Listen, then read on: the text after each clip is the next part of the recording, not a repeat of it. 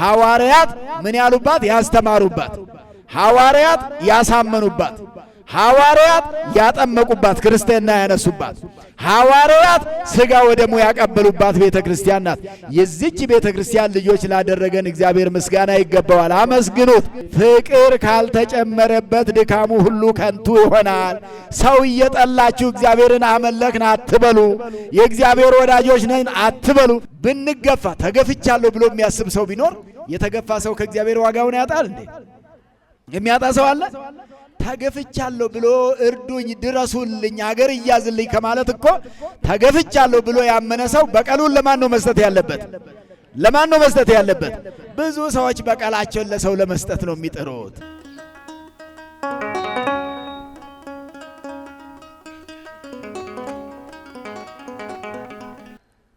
ይትባረክ እግዚአብሔር አምላከ አበዊነ ስቡህኒ ውእቱ ወልዑልኒ ውእቱ ለዓለም።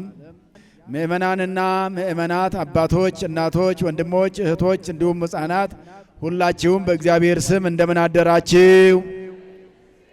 እንደምን ሰነበታችሁ? ለዚች ሰዓትና ዕለት ያደረሰን ልዑለ ባሕርይ ቅዱሰ ባሕርይ ንጹሐ ባሕርይ ሕያወ ባሕርይ እግዚአብሔር አምላካችን ዛሬም ዘወትርም ስሙ የተመሰገነ ይሁን። እንኳን ለእመቤታችን ለቅድስት ድንግል ማርያም በዓል በሰላም በጤና አደረሰን አደረሳችሁ።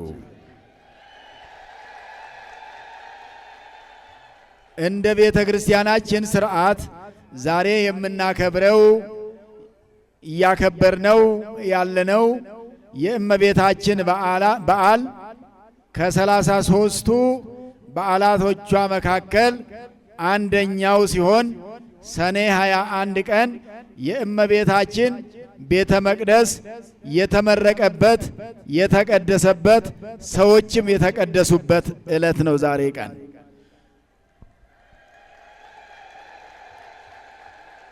ሰኔ 21 ቀን ጌታ ኢየሱስ ክርስቶስ ቤተ መቅደሱን ሲባርክ ቤተ መቅደሱ የተሰራው እንደ ትናንትናው ሰኔ 20 ቀን ነው። 20 ቀን በአንድ ቀን ተገነባ። በሁለተኛው ቀን ደግሞ የቤተ መቅደሱ ምርቃት ወይንም ቅዳሴ ቤቱ ሆነዋልና ይህን አስመልክቶ ለመማር ለማስተዋል ሃይማኖታችንን ጠብቀን ለመኖር ይረዳን ዘንድ የመነሻ ትምህርት የሚሆነን አንደኛ ቆሮንቶስ ማለት ነው የቅዱስ ጳውሎስ መልእክት ወደ ቆሮንቶስ ሰዎች አንደኛው መልእክት ወደ ቆሮንቶስ ሰዎች ምዕራፍ 3 ቁጥር 16 ላይ ያለው ኃይለ ቃል ይሆናል። ቃሉ እንዲህ ይላል። በቅድሚያ በግዕዝ ነግራችሁና ከዛ ወደ አማርኛው ነው።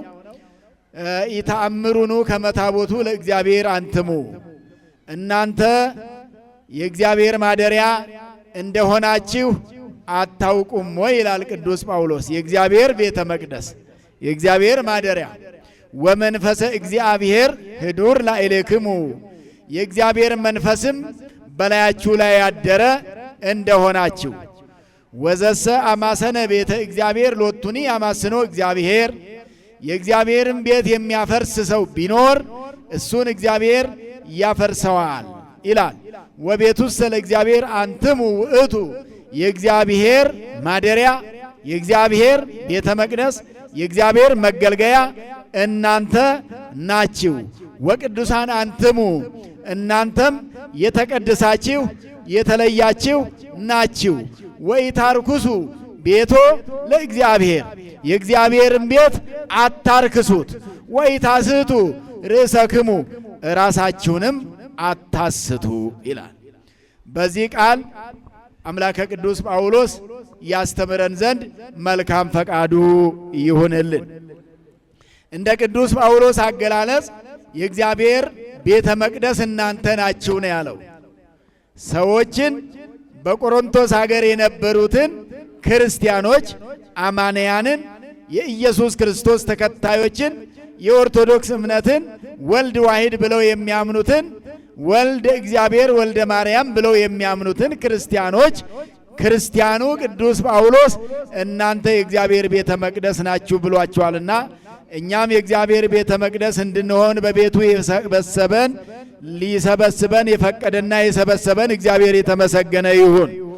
በመግቢያዬ እንደነገርኳችሁ ጌታ ኢየሱስ ክርስቶስ ሐዋርያትን አስተምሮ ወደ ዓለሙ ሁሉ ሂዳችሁ አስተምሩ ካላቸው በኋላ ወደ ሰማይ አረገ። ካረገ በኋላ ቅዱሳን ሐዋርያት ወንጌል እያስተማሩ በነበሩበት ዘመን ሕዝቡን እያሳመኑ በአንድ ቀን እስከ 3000 ሰው እያሳመኑ ወደ ኦርቶዶክስ እምነት እየመለሱ በነበረበት ዘመን ቅዱሳን አባቶቻችን ሐዋርያትን አንድ ችግር ገጠማቸው። ያሳመኗቸውን ሰዎች የሚሰበስቡበትና እግዚአብሔርን የሚያመልኩበት ስፍራ ማዘጋጀት እንዳለባቸው አባቶቻችን ሐዋርያት አሰቡ። ምክንያቱም ክርስቲያኖቹ ግማሾቹ ከቤተ ጣዖት የመጡ ነበሩ። ጣዖት ከሚመለክበት ከቤተ አሕዛብ ከገቢር ጣዖት ከአምልኮተ ጣዖት ወደ እግዚአብሔር ማምለክ ወይንም ወደ አምልኮተ እግዚአብሔር የተመለሱ ናቸው። ሌሎቹ ደግሞ ከምኵራበ አይሁድ ከኦሪት የመጡ ናቸው። በኦሪትም የአምልኮት ቦታ ነበረ፣ አሕዛብም ጣዖት የሚያመልኩበት ቦታ ነበራቸው። ክርስቲያኖቹ ግን እግዚአብሔርን የሚያመልኩበት ቦታ አልነበራቸውምና በዚህ ምክንያት ለቅዱስ ጳውሎስ ለበርናባስ ከ72ቱ አርድእት አንዱ ለሚሆነው ማለት ነው የምናመልክበት ቦታ አዘጋጁልን አሉ። ቅዱስ ጳውሎስና በርናባስም ለሐዋርያት ነገራቸው። ሐዋርያትም እኛ ምንም ማድረግ አንችልም አሉ። ምን አሉ? እኛ ምንም ማድረግ አንችልም አሉ። በዮሐንስ ወንጌል ምዕራፍ 15 ቁጥር 5 ላይ ጌታ ኢየሱስ ክርስቶስ ከመነሻው ጀምሮ አነ ውእቱ ጉንደ ወይን፣ እኔ የወይን ሐረግ ነኝ አለ ኢየሱስ ክርስቶስ። ወይንም የወይን ግንድ ነኝ፣ አንትሙ አይጹቂሁ፣ እናንተ ደግሞ ቅርንጫፎች ናችሁ አላቸው ሐዋርያትን። ራሱን ግንድ አለ፣ እናንተ ደግሞ ምንድናችሁ አላቸው? ቅርንጫፎች ናችሁ። ቅርንጫፎች ያለ ግንድ አይኖሩም። እናንተም ያለ እኔ ምንም ልታደርጉ አትችሉም። እንደምታውጡት ክርስቲያኖች እዚህ ግቢ ውስጥ ያሉትን ዛፎች እንኳን ስናያቸው ግንድ ያላቸው ቅርንጫፎች ናቸው ያሉት። እንደገና ደግሞ ቅርንጫፉ ያላቸው ቅጠሎች ናቸው ያሉት። ግንዱ ሳይኖር ቅጠሎቹ ሊኖሩ አይችሉም። እንደዚህም ሁሉ እግዚአብሔር አምላክ ኢየሱስ ክርስቶስ ራሱን በግንድ መስሎ ሐዋርያትን ቅርንጫፍ አላቸው። ያለ ቅርንጫፎች ግንድ ያለ ቅርንጫፍ መኖር ይችላል። ቅርንጫፎች ያለ ግንድ አይኖሩም። ሰው ያለ እግዚአብሔር መኖር ይችላል ወገኖች? ይችላል። እግዚአብሔርስ ያለ ሰው መኖር ይችላል? አይችልም? አይችልም። ያለኛ መኖር አይችልም? ይችላል? አይችልም? እኛ ሳንኖር እግዚአብሔር ነበረ አልነበረም? ዓለም ሳይፈጠር እግዚአብሔር ነበረ አልነበረም? ስለዚህ ግንድ ያለ ቅርንጫፍ እንደሚኖር ሁሉ እግዚአብሔር አምላክም ያለ ፍጥረታት ነበረ። ያለ ዓለሙ ነበረ። ዓለሙ ሳይፈጠር ነበረ። ምስጋና ሁሉ ሳይኖር ነበረ። መላእክት እሱን ሳያመሰግኑት በፊት ነበረ። ከመላእክቱ ምስጋና በፊት እግዚአብሔር ነበረ። ደስ ይበላችሁ፣ እግዚአብሔር ከፍጥረታት ሁሉ በላይ ነው። አው ስብሐቲሁ ዘእማቤሁ ወውዳሴሁ እምዚአሁ ሐዜ ዓለም ለሊሁ። ሊቁ እንዲህ ይላል፣ ስብሐቲሁ ምስጋና የባህሪው ነው። መላእክት እሱን ለማመስገን ከመፈጠራቸው በፊት ነበረ እግዚአብሔር። ሰውም እሱን ለማመስገን ከመፈጠሩ በፊት ነበረ እግዚአብሔር። ከፍጥረታት በፊት ነበረ። በኋላ ፍጥረታት ለምስጋና ተፈጠሩ። ሰውና መላእክት እሱን ለማመስገን ተፈጠሩ። እነዚህ ሁሉ ሲፈጠሩ ወዘእንበሌሁሰ አልቦ ዘኮነ ወኢምንትኒ፣ ያለሱ ምንም የሆነ የለም። ኩላኬ ፍድፋዴ እንተ ይገብራ ብእሲ እትትፌጸም ዘእንበለ በረድኤተ እግዚአብሔር። ያለ እግዚአብሔር አጋዥነት እማር አስተምር ቢሉ ይላሉ መተርጉማኑ።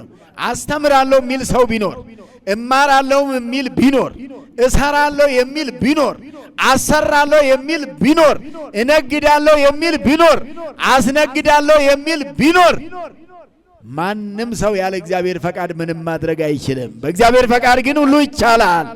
ስለዚህ እና ሐዋርያት ያለ እግዚአብሔር ፈቃድ ምንም ማድረግ ስለማንችል ስለ ማምለኪያው ቦታ ስለ ቤተ መቅደሱ ጉዳይ ወደ እግዚአብሔር ማመልከት አለብን አሉ። ወዴት ማመልከት አለብን አሉ? ሁላችሁም ወደ ማን ነው እናመልክት ያሉት? ወደ ማን ነው ማመልከት? ወደ እግዚአብሔር እናመልክት አሉ። ወደ እግዚአብሔር ለማመልከት ደግሞ ሱባኤ መግባት ነው፣ ጸሎት መጸለይ ነው። ሐዋርያት ሱባኤ ገቡ። ስለዚህ ቤተ መቅደስ ይሄ ቤተ መቅደስ ከመኖሩ በፊት ሱባኤ ገብተው ቢጸልዩ የአምልኮት ቦታ አጥተናል፣ ህዝቡን የምንሰበስብበት መስዋዕት የምንሰዋበት ህዝቡን የምናቆርብበት ስፍራ አጥተናል ብለው እግዚአብሔርን በጸሎት ሲጠይቁ እግዚአብሔር ደግሞ የለመኑትን የማይነሳ አምላክ ነው። ምን የማይል አምላክ ነው?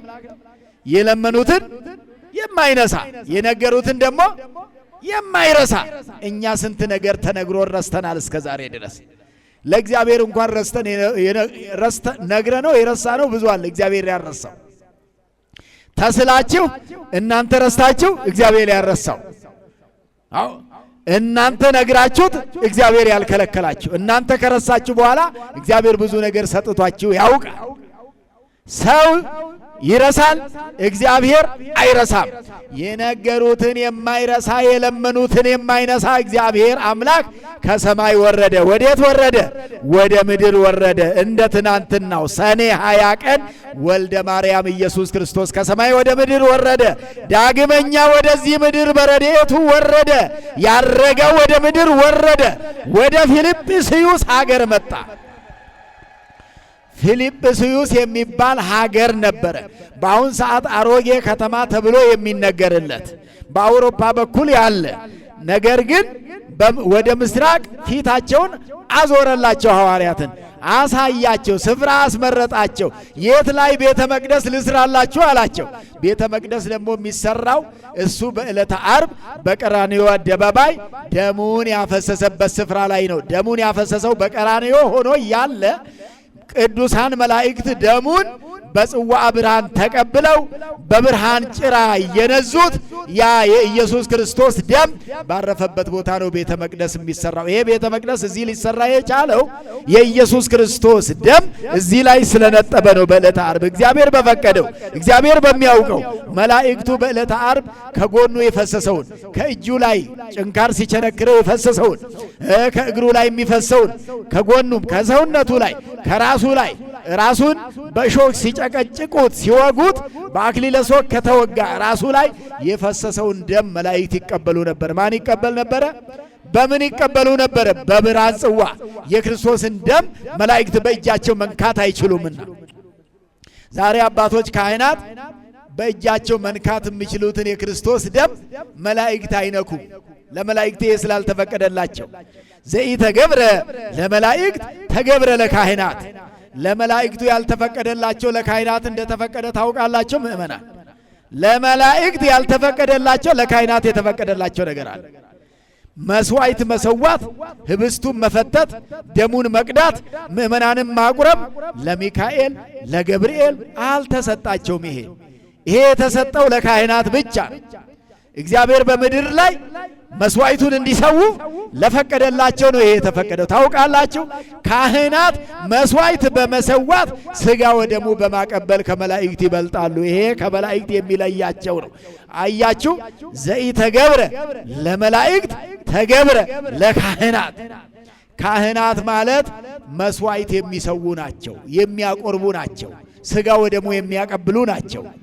አዎ ከዚህ በኋላ ያ ደሙ በነጠበበት ስፍራ አሳይቷቸው ኢየሱስ ክርስቶስ በሶስት ድንጋዮች ለሐዋርያት ቤተ መቅደስ ሰራላቸው። በስንት ድንጋዮች?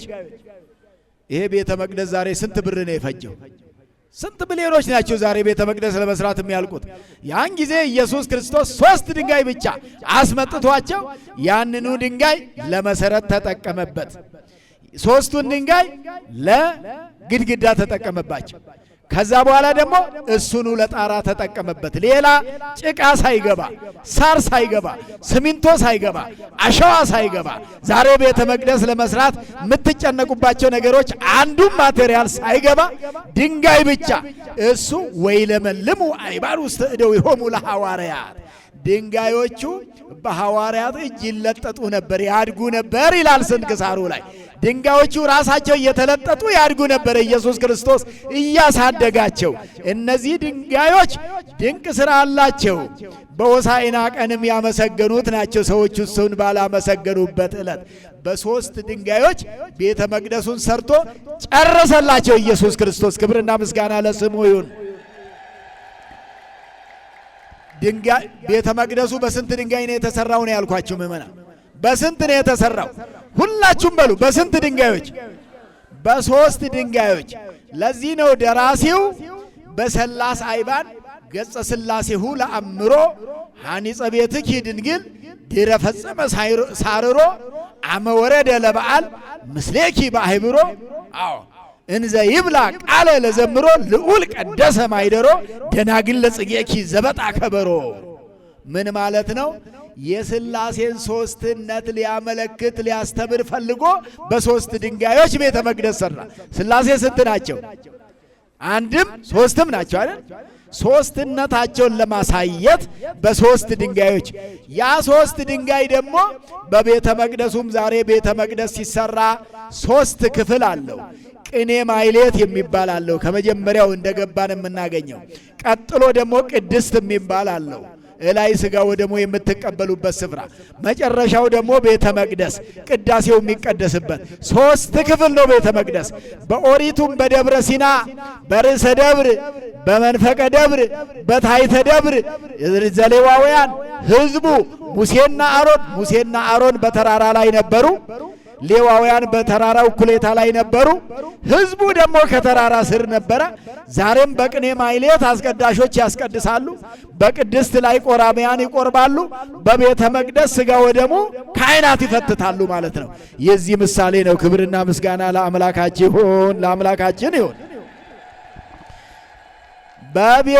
በ3 ድንጋዮች ቤተ መቅደሱን የሰራው። እንደገና ደግሞ ቤተ መቅደስ ላይ አይታችሁ ከሆነ በኋላም ስትገቡ ሌላም ቀን ስታስቀድሱ አስተውሉ። ስንት በር አለው ቤተ መቅደሱ? ከፊት ለፊት ስታዩት ቅዳሴያን ሲቀድሱ አይታችኋል አይደል? ቅዳሴም አንዳንዴ ቆራቢያን ሲበዙ በ3 ይቀደሳል። ቤተ መቅደሱ በሩ 3 ነው። ስንት ነው?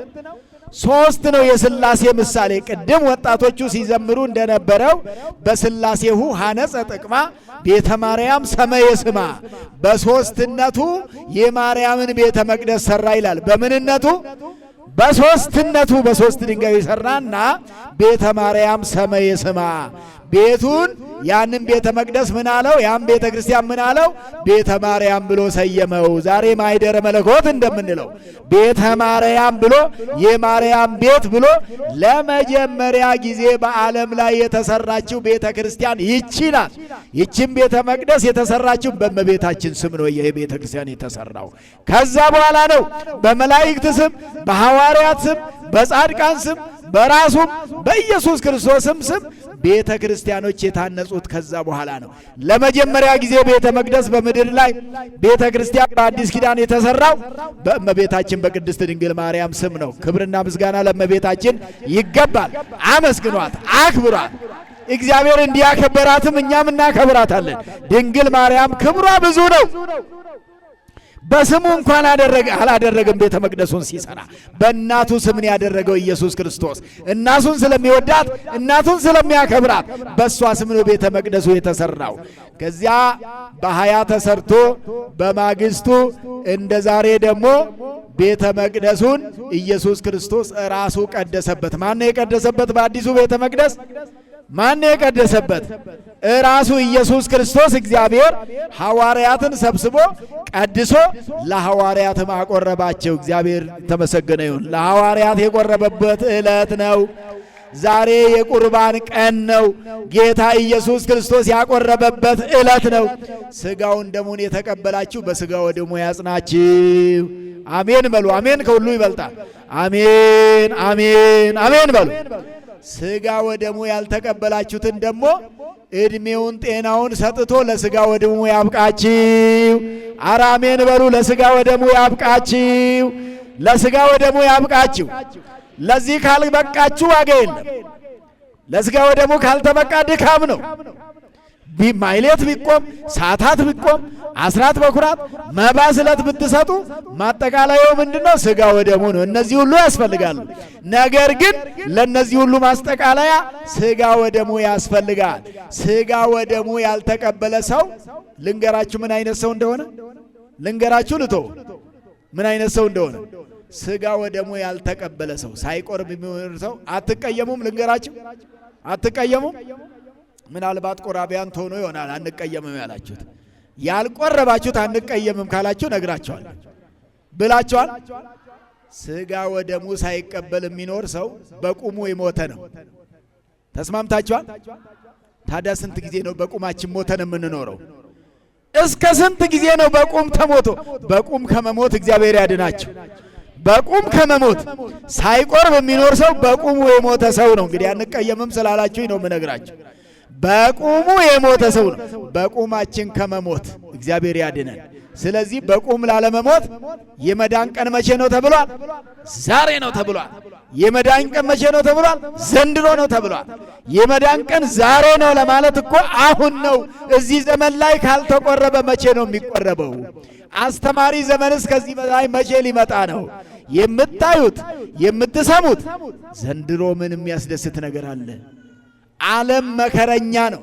የዓለምን መከራ ባየን ቁጥር ሌላውን ከማሳበብና ነገሌ ናቸው የዚህ ችግር ምክንያት ከማለት ይልቅ ንስሐ ገብቶ ሥጋ ወደሙ መቀበል ይገባልና ሥጋ ወደሙ ለመቀበል እግዚአብሔር ያብቃን።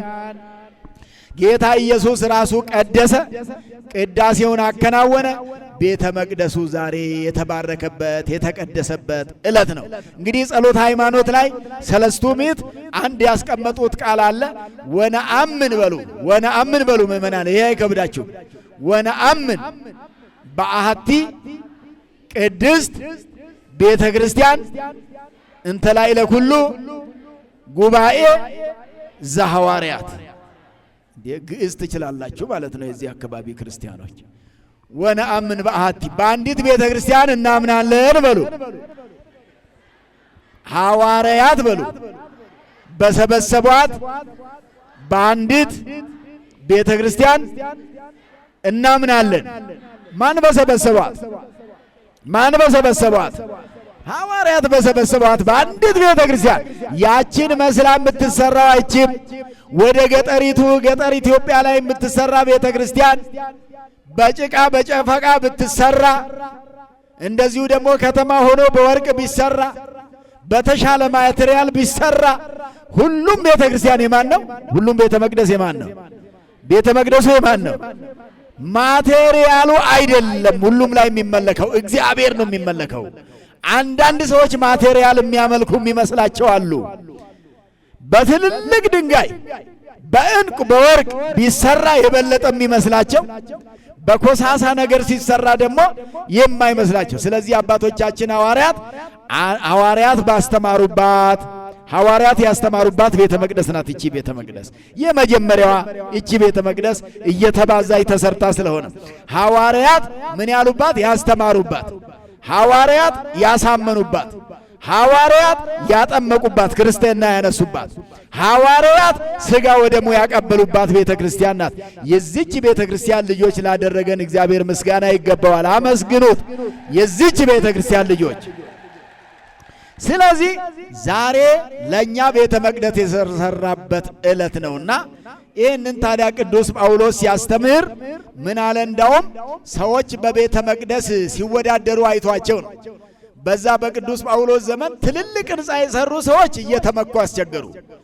ደግሞ በጭቃ በጨፈቃ በተሰራ ቤተ ክርስቲያን ውስጥ የሚያገለግሉት ደግሞ ራሳቸው እነዛ እየተናናቁ ሲያስቸግሩ፣ እናንተ እኮ አለ ቅዱስ ጳውሎስ ኢተአምሩኑ ከመ ታቦቱ ለእግዚአብሔር አንትሙ፣ እናንተ በሉ እናንተ የእግዚአብሔር መቅደስ እንደሆናችሁ አታውቁም ወይ አለ። የሚጣሉትን ክርስቲያኖች አንዱ በአንዱ ላይ ሲመካ፣ በክርስትና ሕይወት በእግዚአብሔር ብቻ ነው መመካት። በምንም ነገር በእውቀት መመካት አይገባም። በትሩፋት መመካት አይገባም። ባለን ነገር ሁሉ ልንመካ አይገባም። የሚመካ ቢኖር በማን ነው የሚመካው? በማን ነው የሚመካው? በእግዚአብሔር ነው መመካት። ሰዎች ሳያውቁ ባላቸው ነገር ይመካሉ። ያላቸውን ነገር እንደ ትልቅ ጉዳይ ቆጥረውት ፊደል መቁጠራቸውን፣ ገንዘብ መሰብሰባቸውን፣ መኪና መሰብሰባቸውን፣ ፎቅ መደርደር ቦለኬት መደርደራቸውን፣ ስልጣን መያዛቸውን ይሄን ሁሉ አይተው የሚመኳሉ። ልብ ይስጥልን እግዚአብሔር። መመካት በእግዚአብሔር ብቻ ነው። ክርስቲያኖች በሌላ ነገር አይመኩም። የክርስቲያኖች አባት ክርስቶስ ነው አባታችን፣ እኛ ሌላ አባት አይደለም ያለን።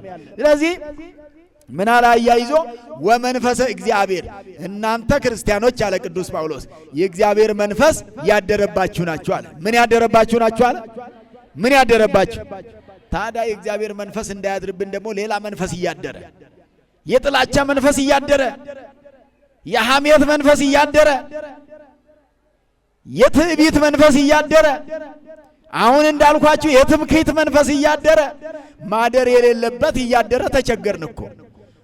ማደር የሌለበት እንደው በእንግድነት እንኳን ለአንድ ቀን ማደር የሌለበት እያደረ፣ ያልተፈቀደለት ሰው እያደረ አስቸገረ። ያልፈቀዳችሁለት ሰው ቤታችሁ ገብቶ ያድራል እንዴ? አያድርም አይደል? ታዲያ ዛሬ በሕይወታችን ውስጥ ያልተፈቀደለት እየገባ የሚያድረው ለምንድን ነው?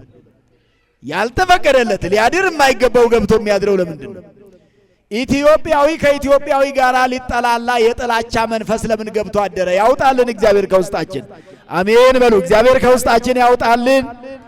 በቋንቋ ምክንያት፣ በዘራዘር ምክንያት፣ በማንነት ምክንያት፣ በስልጣን ምክንያት የምንጠላላበት መንፈስ እንዲያድርብን እግዚአብሔር አልፈቀደው። ይሄ እንዲያድርብን የፈቀደው ሌላ ነው። እንዲያድርብን የተፈቀደው መንፈስ ቅዱስ ነው። በ40 ቀናችንና በ80 ቀናችን የሥላሴ ልጆች ስንሆን እንዲያድርብን በውስጣችን እንዲኖር ወመንፈሰ እግዚአብሔር ያህዱር ላዕሌክሙ ያህድር ላዕሌክሙ የእግዚአብሔር መንፈስ በእናንተ ላይ አድሮባቸዋል ተብለናል። የእግዚአብሔር መንፈስ የማን መንፈስ ነው ያደረብን? ሁላችሁም የማን መንፈስ ነው ያደረብን? የእግዚአብሔር መንፈስ ያደረብን የታደልን የእግዚአብሔር ልጆች ነን እኛ። የእግዚአብሔር መንፈስ ካደረብህ በኋላ የሌላ የሐሜት የጥላቻ መንፈስ አይደርብህ። ክፉ መንፈስ አትጋብዙ፣ አታስተናግዱት። ሰው ሁሉም ወንድማችሁ ነው። ሰው ሁሉ አባታችሁ ነው እንደየሚገባው። ሰው ሁሉ ወዳጃችሁ ነው፣ ጓደኛ። የሚያየውን ወንድም የሚጠላ ሰው እግዚአብሔርን አይወድም ነው ያለው ቅዱስ ዮሐንስ። ሰው የሚጠላ ሰው እግዚአብሔርን ይጠላል ተብሏል። ማንን ይጠላል? እግዚአብሔርን ከመጥላት እግዚአብሔር ይጠብቀን። ለካ እግዚአብሔር እዚሁ እኛ አጠገብ ነው ያለው። አንዳንዱ ሰው እግዚአብሔር ሰማይ ላይ ያለ እየመሰለው ያጋጥጣል ወደ ሰማይ። እዛ እኮ አይደለም ያለው እግዚአብሔር፣ እዚህ ምድር እኛው ጋር ነው። ወንድማችን ነው እኮ የእግዚአብሔር ምሳሌ። እህታችሁ ናት እኮ የእግዚአብሔር ምሳሌ። እዚሁ አብሮን ያለ መንግሥተ ሰማያት የት ነው የምትገኘው ብሎ በአንድ ወቅት ፈሪሳውያን ያጋጥጡ ነበረ። መንግሥተ ሰማያት የት እንዳለች አሁን እናንተ ብትሰሙ አትሄዱ? ትሄዳላችሁ? አትሄዱ? መንግሥተ ሰማያት ወደ ቡራዩ ወደ ማዶ አለች ቢባል ትሄዳላችሁ? አትሄዱ? መሄዱን ትፈልጉና ጸጥታው እንዴት ይሆን ትላላችሁ። ይሄን ደግሞ በመሃል ትጠይቃላችሁ። መቼም የዚህ ዘመን ሰው መንገዱ እንዴት ነው ነው የሚለው። የሆነ ቦታ ሄጄ መጣው ስትሉት መንገዱ እንዴት ነበር ይላል። ምንድነው መንገዱ? ትራፊክ ነው እሱ። ለምንድነው የሚጠይቀው? የጭንቀት ከጭንቀት መንፈስ እግዚአብሔር ያውጣን ወገኖች። መሬቱም መሬታችን ነው። እግዚአብሔር አምላካችን ነው። እኛው ያመጣነው ችግር ነው። ፍቅር ጠፍቶ፣ አንድነቱ ጠፍቶ፣ መከባበሩ ጠፍቶ፣ አንተ ትብስ መባባሉ ጠፍቶ እና መንፈሰ እግዚአብሔር ካደረ መንፈሳዊ ነገር ነው የሚያሳስበውና መንግሥተ ሰማያት የት ነው የምትገኘው ብለው ሲጠይቁት ኢየሱስ ክርስቶስ እናንተው መንግሥተ ሰማያት የት ነው የምትገኘው ብላችሁ ብትጠይቁ የት የሚላችሁ ይመስላችኋል? እኔ በፊት ሰማይ ላይ ይመስለኝ ነበር። ወንጌል ከመስማቴ በፊት መንግሥተ ሰማይ ሰማይ ላይ ይሄ ከዚህ ከእንትኑ በላይ ከጠፈሩ በላይ የምትገኝ ይመስለኝ ነበር። ኢየሱስ ክርስቶስ ፈሪሳውያንም ምን አላቸው? መንግሥተ ሰማያት እናንተ መካከል ናት አለኝ። እንደዚህ እንደናንተ ተሰብስበው ሲማሩ መንግሥተ ሰማያት እናንተ መካከል ናት ሲላቸው እያንዳንዳቸው ዞር ዞር እያሉ ግራ ቀኝ ማየት ጀመሩ። የት አለች? አትታይም? እንዴት አደካለች ማለት ጀመሩ። ምን ማለት ነው? መንግሥተ ሰማያት የምሰጠው እኔ በመካከላችሁ ነኝ ማለቱ ነው አንዱ። ሌላው ደግሞ ለመንግሥተ ሰማያት የሚያበቃ ሥራ እናንተው መሃል ነው ያለው ነው። እጃችሁ ላይ ነው ያለው ነው። የምትጸድቁ ከሆነ የሚያጸድቀው እናንተ እጅ ላይ ያለ ነው። የሚያጸድቀንን ነገር እግዚአብሔር ሰማይ ላይ መቼ ሰቀለ? እኛ ጋር አይደል ያለው? መፋቀር ያለብን ፍቅሩ የት ነው ያለው? ሰማይ ላይ ነው እንዴ ያለው? እሱ እንኳን ፍቅሩን የገለጠው ምድር ላይ አይደለም እንዴ? እዚህ የምንጸድቅበት ነገር በሉ ክርስቲያኖች፣ የምንጸድቅበት ነገር በመካከላችን ይገኛል። መሃላችን ያለውን ነገር እግዚአብሔር አይሰውርብን። በእውነት ተሰውሮብን ነው እንጂ የምንጸድቅበት ነገር እዚሁ እኛ መካከል፣ እዚሁ ሕይወታችን ውስጥ፣ እዚሁ አይምሯችን ውስጥ የምንጸድቅበት ነገር እዚሁ ልባችን ውስጥ ነው ያለው። አሁን እናንተ መንግሥተ ሰማያት ትገኛለች ስትባሉ ስውሯ ማርያም የሆነ ቦታ በዚህ ወገቡን የሚደበድብ ራቁቱን የሚሄድ እንዲህ አይነት ባህታዊ ተገኘ፣ እንዲህ አይነት ሰው አለ አሉ፣ የሚያጠምቅ አለ አሉ፣ የሚያስጮህ አለ አሉ። ፈልጎ መሄድ ጽድቅ እዚህ እኛ ጋር ካለ ምንድነው መዞሩ? ቅዱሳት ቦታዎች ላይ ሄዶ መባረክ መልካም፣ ነገር ግን የምልክት ሰዎች መሆን አያስፈልግም። የምልክት ሰዎች መሆን አያስፈልግም። መዳን ከቻልን እኛ መዳን በእኛ መንግሥተ ሰማያት በመካከላችሁ ናት ነው ያለው እንጂ የሆነ ቦታ አለች ፈልገውት ታገኛላችሁ ዙሩ አልተባለም። ገዳም አማርጡ አልተባለም።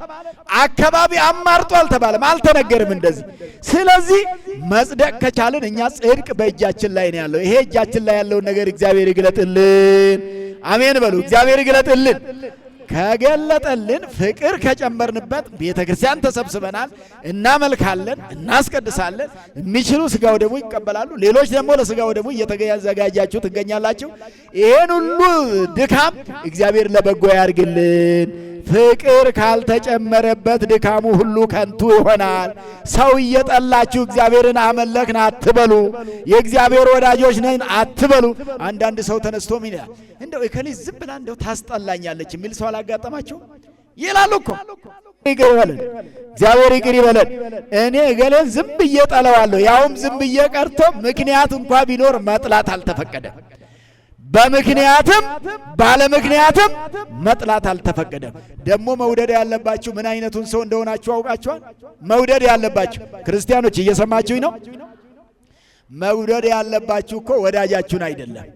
መውደድ ያለባችሁ ወዳጃችሁን ምናችሁን ነው መውደድ ያለባችሁ? ጠላት ተብሎ የሚታሰብ ጠላት በእርግጥ ከሰይጣን ውጪ ሌላ የለም። መውደድ ያለባችሁ የሚጠላችሁን ነው። ማንን ነው መውደድ ያለባችሁ? ከፍ አድርጉ እጃችን እስቲ ከፍ አድርጉ። እግዚአብሔር ሆይ በሉ። የሚጠላንን ሰው ለመውደድ አንተ እርዳን። እስቲ ድገሙት። እግዚአብሔር ሆይ በሉ። የሚጠላንን ሰው ለመውደድ አንተ እርዳን። አሜን። እግዚአብሔር ይርዳን ሁላችንንም። የሚጠላንን ሰው ለመውደድ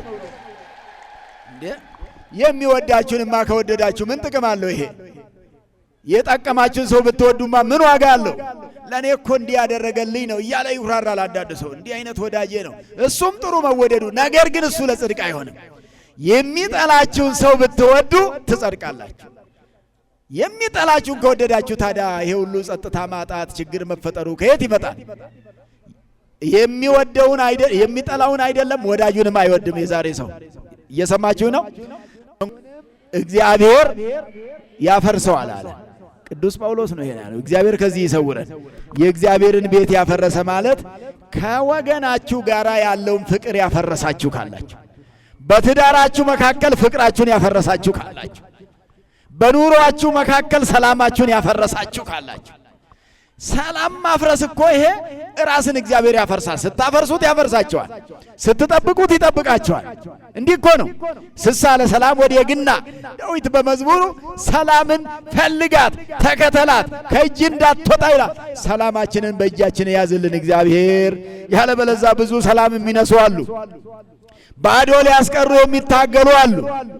በምድያቸው በወሬያቸው በአሉባልታቸው ሰላም የሚነሱ ፍቅር የማይዘሩ ጠብ የሚዘሩ ጠብ የሚዘሩትን ሁሉ እግዚአብሔር ልብ ይስጥልን። በምድያ ጠብ ሲዘሩ ከሰማችሁ እንዳትከተሉ፣ ያን ጊዜ ከእግዚአብሔር ተለይታችኋል ማለት ነው። ምክንያቱም እንዴት ጠብ ይዘራል? ወዳጃችሁን ሳይሆን ጠላታችሁን ውደዱ ያለ እግዚአብሔር ጠብ ስንዘራ ዝም ብሎ ያየን ይመስላችኋል እንዴ? ዋጋ ያስከፍላል፣ በረከት ይነሳል፣ ብዙ ነገር እናጣለን። እግዚአብሔር ሁሉን ነገር ይመልስልን፣ በጎውን ነገር ያደርግልን።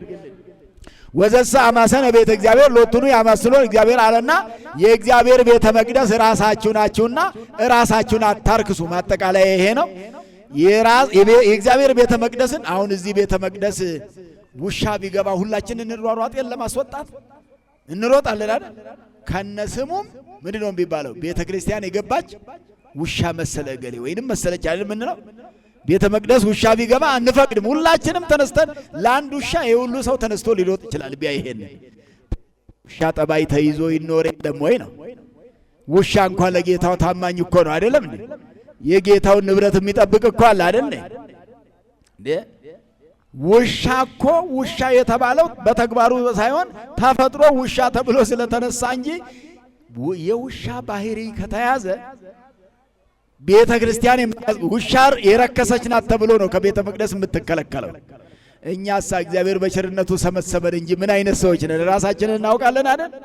እግዚአብሔር ቸር ስለሆነ እግዚአብሔር እንደ ተጋፋነው ሁሉ ስላልተጋፋን፣ እንዳሳዘነው ሁሉ ስላልጨከነብን፣ እንደ በደላችን ብዛት ስላላጠፋን። ስንት ሰው ነው በአድመኝነት የሚኖረው? በአድመኝነትና በክፋት እየኖሩ እግዚአብሔርን አመልካለሁ፣ አስመልካለሁ፣ አስተምራለሁ፣ ማራለሁ፣ አገለግላለሁ፣ እውነተኛ ነኝ፣ መንፈሳዊ ነኝ፣ ካህን ነኝ፣ እባርካለሁ። ይሄ ዝም ብሎ ከንቱ ድካም ነው። እግዚአብሔር ከከንቱ ድካም ይሰውረን። ለምእመን ሊነገር የሚገባው የምትጸድቁበትን ብቻ፣ ሥጋ ወደሙ የምትቀበሉበትን ብቻ፣ የምትድኑበትን ነገር ብቻ። ያ ካልሆነ የማይጠቅመን ጠብ ይዘራልን። የጠብ መጨረሻው ሞት ነው የምናጭደው ማለት ነው። ዘሪውም የተዘራለትን ጠብ የዘራውን ጠብ የተዘራበትን ማሳ መጨረሻው ጥፋት ነው። ስለዚህ በእውነት አንዳንድ ጊዜ ቤተ ክርስቲያን አካባቢም በጎ ነገር እንደማስተማር ምን እኮ እኛ እኮ ቤተ ክርስቲያን ውስጥ ብንገፋ ተገፍቻለሁ ብሎ የሚያስብ ሰው ቢኖር የተገፋ ሰው ከእግዚአብሔር ዋጋውን ያጣል እንዴ? የሚያጣ ሰው አለ? ተገፍቻለሁ ብሎ እርዱኝ፣ ድረሱልኝ፣ ሀገር እያዝልኝ ከማለት እኮ ተገፍቻለሁ ብሎ ያመነ ሰው በቀሉን ለማን ነው መስጠት ያለበት? ለማን ነው መስጠት ያለበት? ብዙ ሰዎች በቀላቸውን ለሰው ለመስጠት ነው የሚጥሩት። ተበቀሉልኝ፣ ድረሱልኝ የሚሉ ሰዎች አሉ። ክርስቲያኖችንም የሚያሳስቱ አሉ።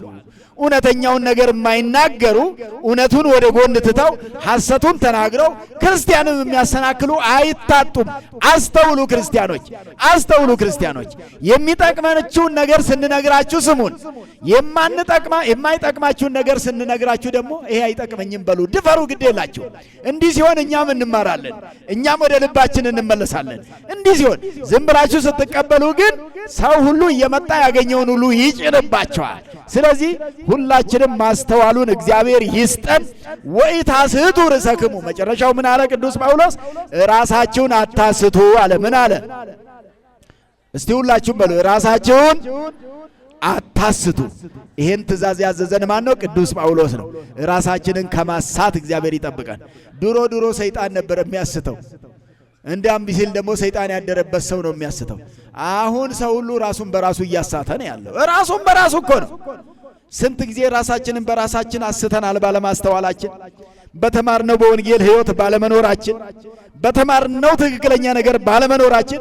እስቲ ስንት ጊዜ ራሳችንን እንዳሳትን ራሳችንን እንመርምር። ህቱ ርእሰክሙ ይላል በመጽሐፈ ኪዳን ላይ ጌታ ኢየሱስ ክርስቶስ በ40 ቀናት ውስጥ ካስተማረው ትምህርት ውስጥ ራሳችሁን መርምሩ ይላል። ምን ይላል? ሁላችንም ራሳችንን ለመምረር እግዚአብሔር ይርዳን። ራሳችሁን መርምሩ ተብለናልና ራሳችንን ስንመረምር ደግሞ ምን እናገኛለን? ራሳችንን የምናስት ሰዎች ሆነን እናገኛለን። ራሱን በራሱ የሳተ ሰው በጣም ብዙ ሰው ነው ያለው። ራሱን በራሱ ማሳት ማለት በተማረው ወንጌል የማይኖር ሰው ራሱን በራሱ ያሳተ ነው። በተማረ ሰው ቅድም ያንኳችሁ መጥፎ ነገሮች የማይከላከልና ከነዚህ ተለይቶ የማይኖር ሰው ምን አይነት ሰው ነው ማለት ነው? እንዲህ አይነቱ ሰው ራሱን ያሳተ ነውና ራሳችንን ከማሳት እስቲ ራሳችንን እንጠብቅ። ሰይጣን የሚያስተን ቢሆን ኖሮ ከሰይጣን ራሳችንን እንጠብቅ ነበረ። ሰው የሚያስተንም ቅድም እንዳልኳችሁ ሁሉ ከሰው እንጠብቅ ራሳችንን። መጨረሻ ላይ ግን ራሳችንን ማሳሳቾች ነን። ሰውን ሳይሆን ራስን። እንዲህ አይነት ጉዳት አይታችሁ ታውቃላችሁ? ራስን በራስ ማሳት፣ ራስን በራስ ከእግዚአብሔር መለየት፣ ራስን በራስ የማይረባ ትምህርት ለራስ መንገር፣ ለራስ ሕሊና የማይገባ ነገር ሰው ለመጥላት በአእምሯችሁ ውስጥ ይህን ቂም ስትጀምሩ እኮ ራሳችሁን እያሳታችሁ ነው ማለት ነው። ሰው ኃጢአት የሚሰራው በሶስት ወገን ነው። በስንት ወገን ነው? በስንት ወገን ነው? በሶስት ወገን። አንደኛው በሐሳብ በሉ፣ በሐሳብ በመናገር በመስራት ከእንዲህ አይነት ኃጢአት ሁሉ እግዚአብሔር ይፍታን። እግዚአብሔር ይፍታ አይደል የምትባሉት? እግዚአብሔር ይፍታ ነው የሚባለው። እግዚአብሔር ከኃጢአት ይፍታችሁ፣ ሁላችንን ይፍታን። እሱ ነው የሚፈታው። እሱ ከፈታችሁ ሌላ ሊያስራችሁ አይችልም። እግዚአብሔር ሆይ ፍታ ይበሉት፣ ከኃጢአት ፍታ ይበሉት፣ ከባርነት ከሰይጣን ዲያብሎስ አሽከርነት ፍታ ይበሉት፣ ከትዕቢት መንፈስ ፍታ ይበሉት፣ ከጥላቻ መንፈስ ፍታ ይበሉት፣ ከወሬ መንፈስ ፍታ ይበሉት። ዛሬ ወሬ የሚሸጥ ይመስል መቼም የማያወራ ወሬ የማያራግብ ሰው ምን አለ? ንጹሕ የእግዚአብሔር ቃል ነው የሚያስፈልገለኛ። ወሬ በተራገበ ቁጥር ምንም አላመጣልንም። ሀገሪቱ ላይ እንደ ወሬ ብዛት ቢሆን ኖሮ ወሬው ቢሸጥ መቼም ከቡና ቀጥሎ ለሀገሪቱም ያዋጣ ነበረ። ግን አይሸጥ፣ ምንም የለው፣ የሚጠቅመው ነገር የለም። እስካሁን ድረስ በተወራው የምንጠቀም ቢሆን ኖሮ እስካሁን ባወራነው እንጠቀም ነበረ። እስካሁን በተወራው ካልተጠቀምን ከዚህም በኋላ ብናወራ ጉንጫችንን ማልፋትና ጊዜያችንን መግደል ካልሆነ በስተቀር ለጽድቅ ስለማይሆነን ንስሐ መግባት ይገባል። ወስብሐት ለእግዚአብሔር። ይቆየን።